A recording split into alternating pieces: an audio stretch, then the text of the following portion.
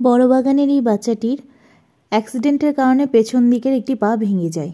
যন্ত্রণায় সে খুবই কাঁদছিল। এক দাদা সেই রাতেই আমাদের কাছে বাচ্চাটিকে নিয়ে এলে আমরা ইঞ্জেকশন করে দিই। পরের দিন সকালে ওর পায়ে থমাস করা হয়। তারপর দাদাকে ক্যালসিয়াম সিরাপ দেওয়ানো হয়। দাদা নিয়মিত ক্যালসিয়াম সিরাপ খাওয়াচ্ছিলেন বাচ্চাটিকে। সুস্থ হয়ে যায় বাচ্চাটি, সম্পূর্ণ সুস্থ হয়ে যায়, হাঁটা চলাও শুরু করে। কিন্তু দুর্ভাগ্যবশত অ্যাক্সিডেন্টে হঠাৎ সে মারা যায়।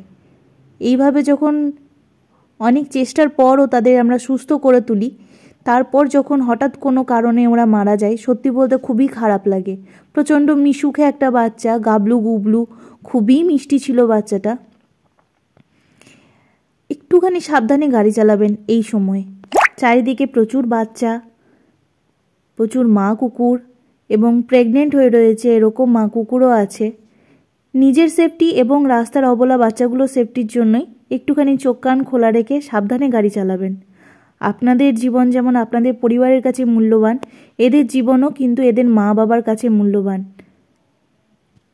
ভালো থাকবেন, সাবধানে গাড়ি চালাবেন, এদেরও ভালো রাখবেন।